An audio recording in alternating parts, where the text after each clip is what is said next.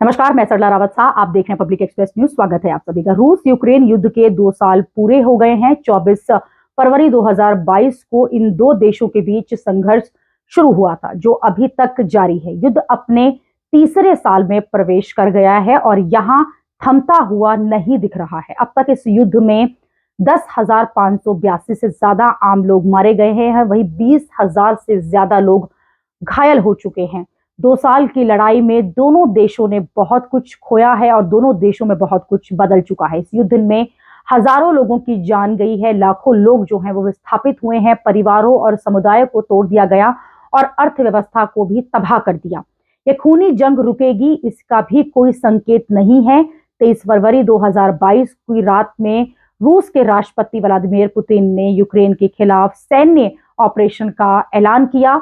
चंद घंटे बाद यानी 2024 फरवरी की तड़के सुबह अचानक यूक्रेन की राजधानी कीव और उसके आसपास के शहरों पर हवाई हमले होने लगे। रूस के इस हमले से पूरी दुनिया में हड़कंप मच गया। उधर यूक्रेन ने भी जवाबी कार्यवाही शुरू की। यूक्रेन 2 साल से इस लंबी जंग को लड़ रहा है। 25 फरवरी को यह जंग तीसरे साल में पहुंच चुकी है। यूक्रेन ने लेकिन घुटने नहीं टेके हैं। यूक्रेन ने अपना एयर डिफेंस सिस्टम मजबूत किया, रूस के कई युद्धपोतों को तबाह भी किया, हवाई हमले भी किए और यही कारण है कि लगातार ये युद्ध चलता जा रहा है। जिस रूस की ताकत की दुनिया मिसाल देती थी, वह 3 साल बाद भी पूरा यूक्रेन जीत नहीं सका है।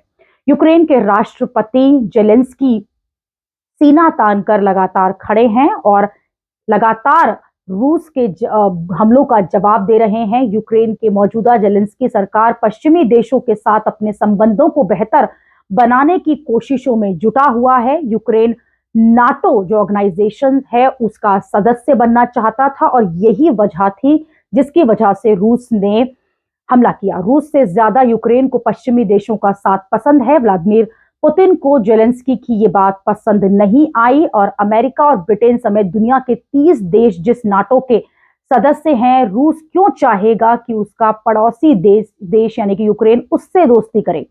यूक्रेन के साथ पश्चिमी देश खुले तौर पर उतर आए हैं, लगातार साथ दे रहे हैं। हथियार, मिसाइल, रॉकेट लॉन्चर से लेकर मजबूत एयर डिफेंस सिस्टम तक यूक्रेन के साथ दिया गया है और यूक्रेन को भेजे जा रहे हैं। यूक्रेन के लोग भले ही शरणार्थी शिविरों में हों, लेकिन यह जंग थमती नजर नहीं आ रही है।